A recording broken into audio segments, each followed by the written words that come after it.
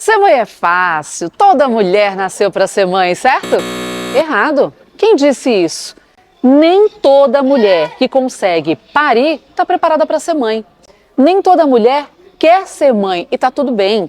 Nem toda mulher que quer ser mãe consegue parir. O mais importante é que a gente entenda que cada mulher vive o seu momento e que a maternidade ela pode ser um grande desafio, mas sim, é prazeroso demais. Agora, para além dessa questão de ser prazeroso ou desafiador, tem uma outra questão que muitas vezes pode ser decisiva no processo de criação de um filho, o julgamento alheio. E a gente hoje vai conversar com uma mulher que ela tem a vida pública, que ela já sofre os julgamentos de uma mãe da vida real e ainda sofre os julgamentos pelo trabalho que exerce e a exposição que acaba tendo da família. Pois o nosso De Repente Mãe hoje fala exatamente sobre isso, como driblar todas essas questões para exercer a maternidade. Seja muito bem-vindo! O nosso De Repente Mãe já está no ar. De Repente Mãe, com Luana Borba. E hoje nós viemos à casa de uma mulher, mãe, política e que está vivendo esse desafio da maternidade de uma forma pública, o que torna tudo ainda mais delicado. Mas tem um diferencial a mais. Ela fez da luta pessoal uma luta coletiva. Estamos na casa de Joana Dark. Seja muito bem-vinda ao nosso De Repente Obrigada, estou muito feliz. Obrigada por nos receber aqui na sua casa. Ainda mais eu que sou fã, né? Gente, eu tô encantada porque é uma casa de muita luz, muita alegria. Porque tem criança, tem cachorro, tem gato. São quantos no total? Então, aqui Entre de 12 e 4 patas. Aqui nós temos 10 animais e temos 2 crianças, que é a Ana Dark, que tem 1 ano e 8 meses, e o Joaquim, que tem 4 anos. Eu digo que eu tenho 4 filhos.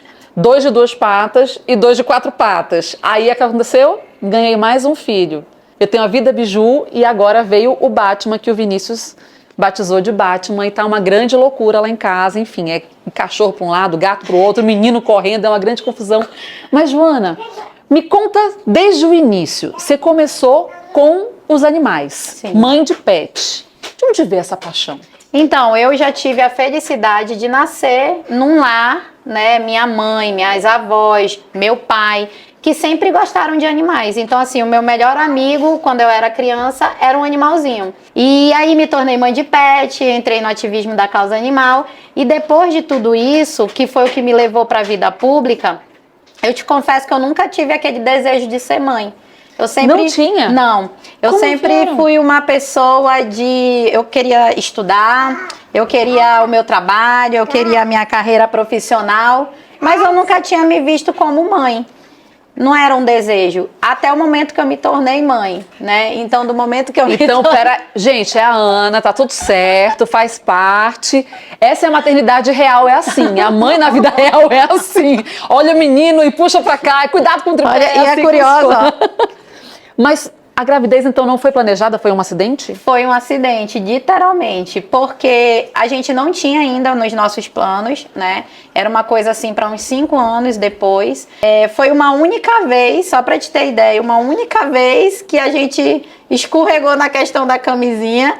Pronto. E aí eu engravidei. Foi assim.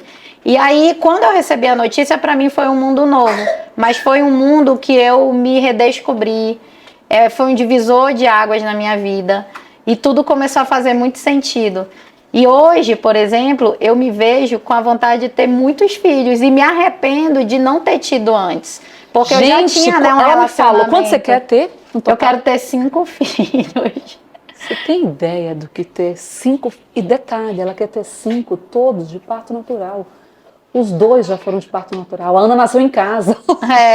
Vamos por parte, que eu tô ficando louca com essa história. Eu sempre quis ser mãe. Sempre não. Acho que em determinado momento com o meu marido, eu falei, agora eu quero. E a gente tentou muito tempo e não vinha. Então, quer dizer, a gente tem vidas da maternidade muito diferentes, né? Mas da mesma forma, a maternidade trouxe uma transformação muito grande. Porque, para além da descoberta da maternidade, o Joaquim te transformou numa mãe atípica, mais uma causa que você acabou trazendo para a tua vida pública também, né? Como é que foi esse momento para você, de receber o diagnóstico? Então, quando eu descobri que eu estava grávida, a gente pensa logo na ultrassom, né? Que a gente quer ver a imagem da criança, do bebê. E aí foi na primeira ultrassom que eu descobri que o Joaquim teria alguma síndrome genética. Poderia ser qualquer síndrome, inclusive uma síndrome incompatível com a vida. Foi ali naquele momento assim que a gente tirou forças assim de onde não tinha, para realmente ir além do diagnóstico, para que a gente pudesse realmente verificar o que ele tinha, lutar pela vida dele. E aí, graças a Deus, era a síndrome de Down. Era uma síndrome que a gente conseguiria conviver pela vida toda e que a gente só teria que confiar e dar oportunidade. Então, todos os problemas que poderiam ser problemas grandes se tornaram problemas pequenos, né? E foi da onde eu posso dizer que eu me tornei muito mais empoderada, né? Para a minha vida profissional, para a minha vida pessoal. A maternidade atípica, ela nos traz uma sensibilidade muito grande. Você começa realmente a ver o mundo com outros olhos. Quando você tem um filho que tem algum tipo de deficiência, você automaticamente vira uma pessoa com mais empatia, você quer ajudar na causa. Você vai procurar entender mais, estudar sobre a síndrome? Sim, estudamos, buscamos profissionais. E aí eu falei, eu tenho a opção de não assumir esse diagnóstico, como muitas pessoas fazem, né? Às vezes tem um filho com deficiência e não quer aceitar. Eu tinha a opção de não tornar isso público e eu tinha a opção de tornar isso em luta. Pois é, porque a tua situação ainda é mais delicada por isso, porque toda mãe sofre julgamento. Ah, porque amamentou pouco tempo, amamentou muito tempo. Oi, meu amor, ela é quem? Ela é a branquinha. Branquinha, você inclusive tem um focinho parecido com o da Biju. Então pode ficar, tá tudo certo, tá? Aqui não pode dar uma confiança. Então assim, a mãe por si só, por ser a profissional mãe, já sofre julgamentos. Por ser uma mulher da vida pública, política, já sofre muito mais julgamentos. Como é que foi para você tomar essas decisões sabendo que você iria enfrentar os julgamentos? Ainda tem a questão de preciso proteger meu filho. Sim. Então, quando tudo isso aconteceu, a gente realmente quis compartilhar a nossa história de vida para que a gente pudesse incentivar outras famílias a falar sobre, a se conscientizar e também a gente fazer o acolhimento dessas famílias, que foi um acolhimento que a gente não teve quando a gente descobriu a síndrome de Down. Ainda tem muito preconceito? Ainda tem muito preconceito. Eu posso te dizer, por exemplo, que quando eu descobri, eu tornei público, por exemplo, teve pessoas falando, né, comentários na internet, dizendo que a gente estava inventando isso para aparecer. Esse tipo de coisa que naquele momento mexe muito com a gente, né? E que a gente acaba vendo comentários muito maldosos, né? Como o meu filho Joaquim já sofreu bastante, foi vítima de muitos comentários, inclusive já foi ameaçado, assim como a gente, por conta de várias situações, e a gente sempre recorreu à justiça, mas a gente sempre tentou manter isso de uma forma que a gente lutasse, desse voz à causa e que a gente compartilhasse a nossa história, mas que a gente preservasse o Joaquim também. Então, a gente conseguiu hoje estabilizar isso. As pessoas já nos respeitam mais, mas o preconceito ele é real. Mas como é que você protege ele disso? Porque hoje ele é uma criança, tem 4 anos, né? Mas vai crescer, ele já está na escola? Já está na escola. Então ele já consegue ter esse convívio com outras crianças e vai crescendo, vai ganhando autonomia nos seus relacionamentos também. Como é que você trabalha isso para manter essa proteção dele? Então, eu tento ensinar o Joaquim para a vida. Esse é o nosso lema aqui em casa. A gente procurou colocar numa escola inclusiva, a gente tem explicado para os coleguinhas, porque quando a gente tem uma maternidade atípica, tem a dificuldade do diagnóstico, tem a dificuldade das terapias e depois tem a dificuldade na questão da educação, né? Que é o mais difícil e mais complexo, porque não depende só da gente. É como se a gente estivesse botando nosso filho no mundo e a gente tivesse que confiar nos professores, nos profissionais, para poder fazer isso dar certo. Muito sinceramente, me responda. Você acha que a gente tem escola inclusiva real? Olha, eu acho que são raríssimas, porque a inclusão ela não depende só da escola. Ela depende justamente do coleguinha, da criação daquela criança, dos comentários que os pais fazem né, fora da escola e que interferem nessa relação das crianças. Então, assim, eu não vejo como uma realidade, eu vejo como um grande desafio. Ainda é uma luta muito grande, É uma luta né, muito grande. Quando a gente puxa para a questão das escolas públicas, mais ainda, são crianças que não têm suporte, não têm mediador, não têm apoio. Eu tenho lutado muito por isso. Ele tem mediadora? Ele ainda não tem, porque ele não precisa, e a escola tem toda essa estrutura. Mas já ele vai precisar, pela questão da alfabetização. Então, assim, apesar do Joaquim ter essas dificuldades, a gente tenta preparar ele para o mundo. Então, o Joaquim, ele é corrigido quando ele faz alguma coisa errada, o Joaquim é ensinado, né? A gente trata ele realmente para ele ser um ser humano resiliente para o que vem. E uma coisa, Luana, que eu falo sempre, a Aldenor fala sempre, quando a gente fala da maternidade atípica, quando você tem um filho que não tem uma deficiência, o que é que você faz? Você sonha que ele vai ser médico, que ele vai ser astronauta, que ele vai ser bem-sucedido. E quando você tem um filho que ele tem algum tipo de deficiência, você só quer que seu filho seja autônomo, que ele seja funcional. Porque a ordem lógica das coisas é que nós vamos primeiro. E aí a gente quer que o nosso filho saiba tomar banho sozinho, saiba se limpar quando for ao banheiro, saiba fazer a sua comida, saiba comprar alguma coisa e não ser enganado. Então as prioridades mudam muito. Então isso é muito real e é uma angústia de muitas mães. Mas uma outra angústia também de muitas mães atípicas é como dar esse suporte, porque você ainda bem tem condições financeiras disso, porque não é fácil e não é barato você conseguir dar todas essas possibilidades para o Joaquim se desenvolver, né? E ainda tem uma rede muito grande. Ainda tem algo que eu digo que vale mais que você ter condições financeiras, é você ter rede de apoio. Eu só consigo fazer tudo que eu faço, eu só consigo ser veterinária, advogada, protetora, deputada e trabalhar porque eu tenho um marido presente que me apoia, que fica com as crianças sim, que a gente divide as responsabilidades, porque eu tenho uma família que os avós se revezam para estar aqui em casa, estão sempre com a gente, e não é a realidade de todas as mulheres, nem independente de se é uma maternidade atípica ou típica. Hoje, por exemplo, muitas mães atípicas são abandonadas pelo seu marido depois do diagnóstico, porque é uma vida com mais sacrifícios, é uma vida onde o filho se torna a prioridade e muitos casamentos não resistem a isso. Escolhas, né? São escolhas. E um filho para uma mãe é para a vida toda, já para os pais nem tanto.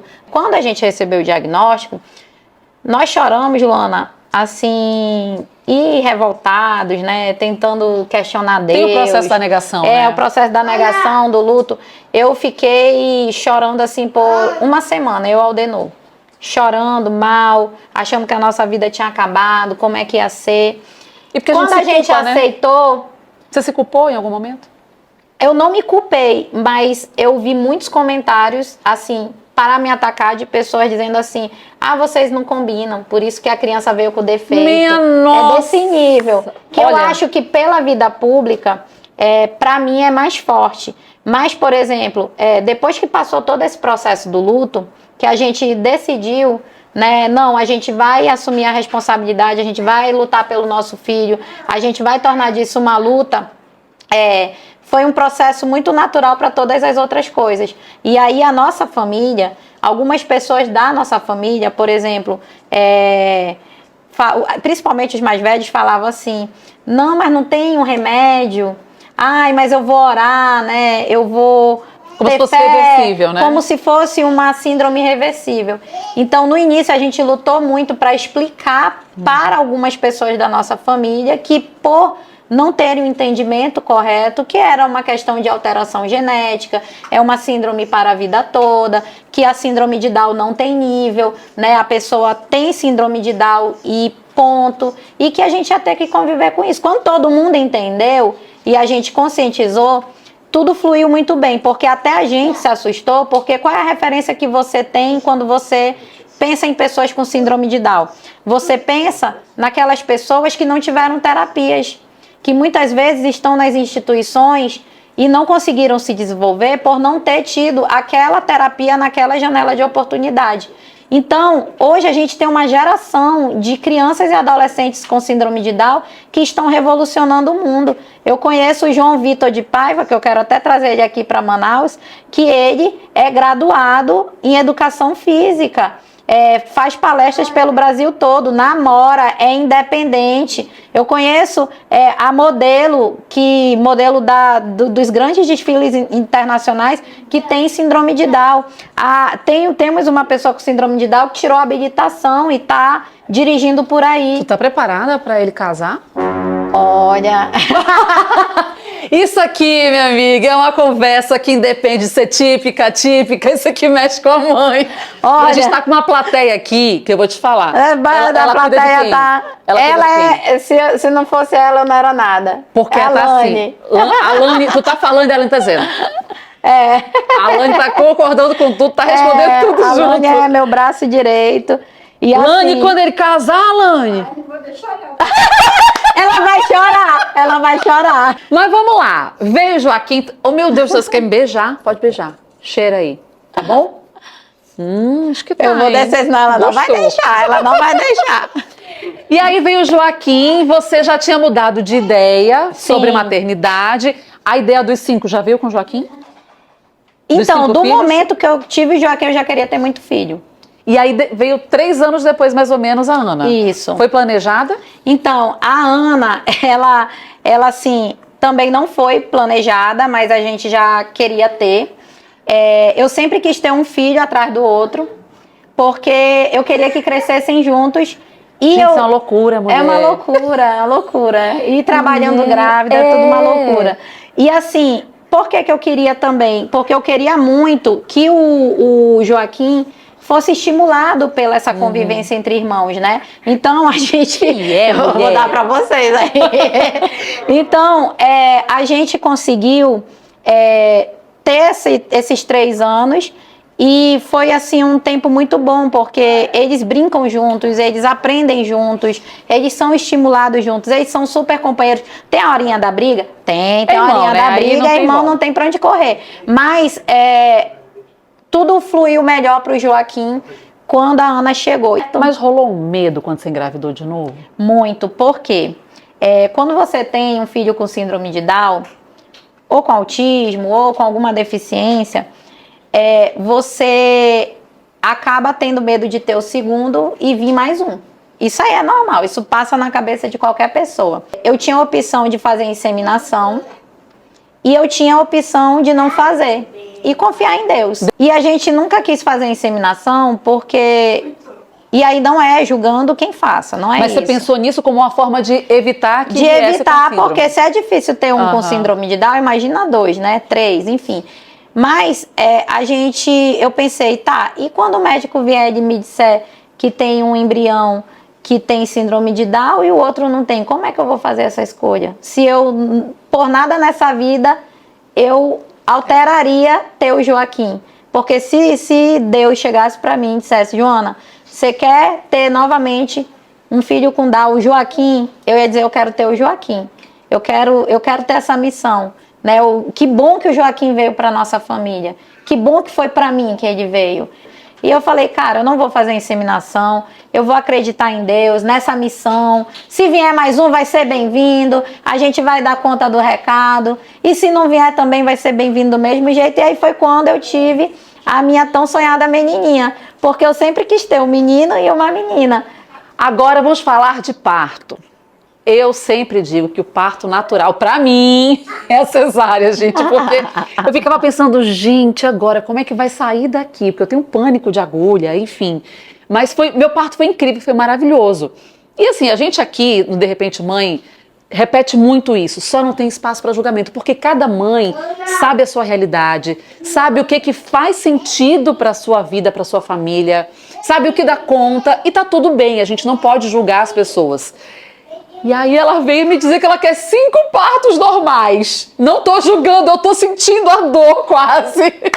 Mulher, você teve em casa, Ana, você quer ter os outros em casa? Olha, eu amo ficar grávida e amo o processo do parto.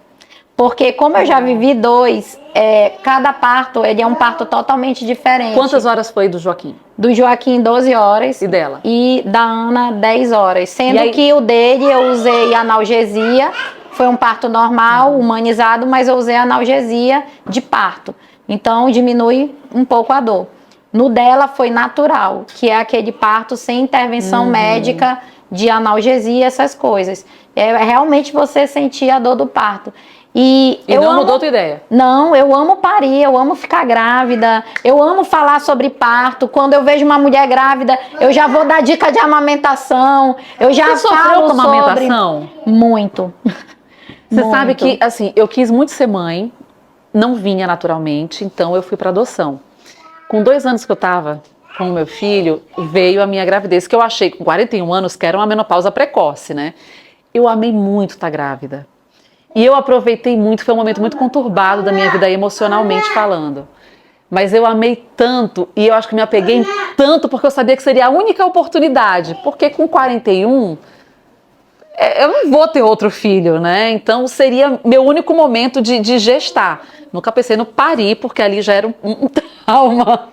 Mas o gestar para mim foi muito especial. E aí você me dizer que você ama estar grávida, isso é muito louco de ouvir, porque é uma transformação tão grande que a gente passa de hormônio, de tudo, a nossa rotina, a gente não dorme direito, a gente acorda muito, tudo dói, as costas doem. Você fez uma barriga muito grande dela? Muito, Porque diz que a sempre. segunda eu sempre é engordo maior, pelo né? menos 30 quilos numa gravidez. Nossa, e ainda assim você dizer que ama, isso é muito lindo, isso é muito incrível, é a vocação mesmo de maternar, né? É dessa porque eu maternidade. acho assim que não tem nada mais maravilhoso da criação divina do que você gerar, você gestar e você parir uma vida. A amamentação, todo mundo me dizia que era impossível amamentar uma criança com síndrome de Down. Por quê? Porque realmente tem a dificuldade deles serem mais flácidos, hipotônicos, então eles têm realmente a dificuldade para fazer o movimento de sucção e mamar como as outras crianças.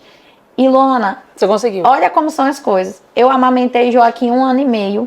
Nossa. Isso foi essencial para a fala do Joaquim. Isso gerou benefícios que talvez eu vou colher pela vida toda dele. E a Ana, que é uma criança típica, só mamou 6 meses. Então, Olha só. você organiza, você planeja, você prepara, você pensa. Teve fissura? Teve... Tive tudo. Mas você vê que cada filho é um filho, cada parto é um parto, cada gravidez é uma Mas gravidez. você entende o que é maravilhoso da maternidade? Porque essa mulher fala como se fosse só a parte boa. E nem é só a parte boa, mas para mãe nenhuma é.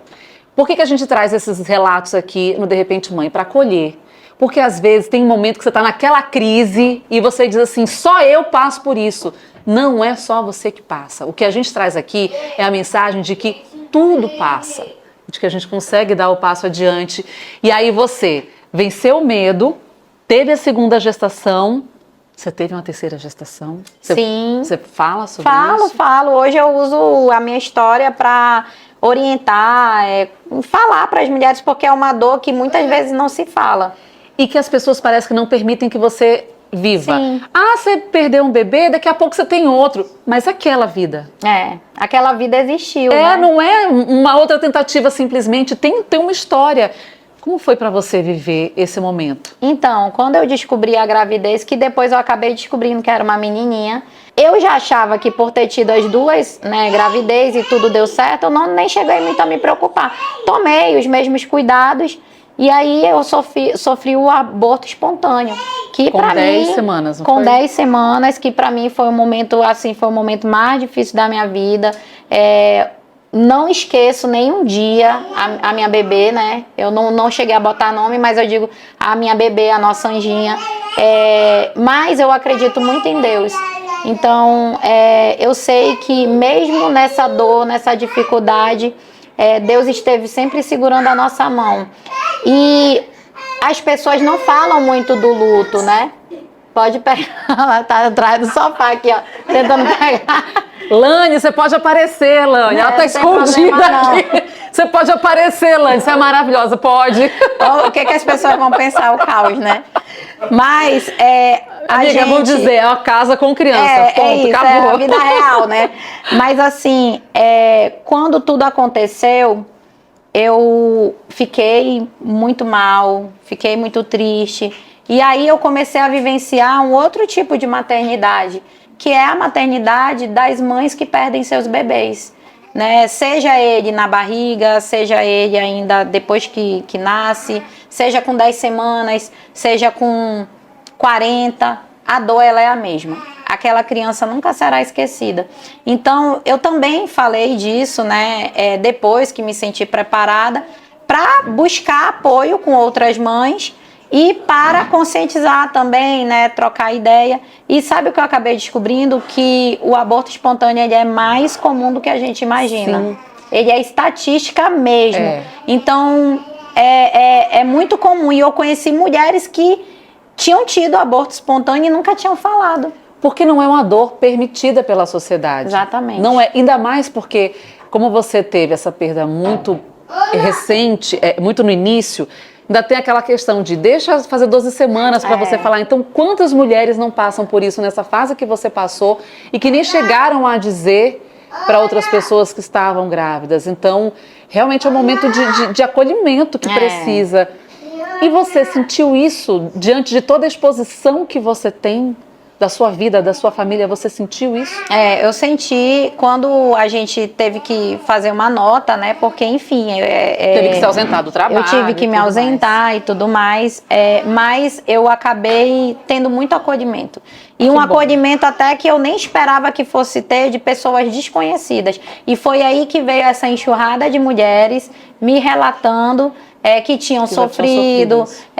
E aí eu comecei a ver movimentos assim na internet de meu filho existiu, essa maternidade que é uma maternidade que a gente...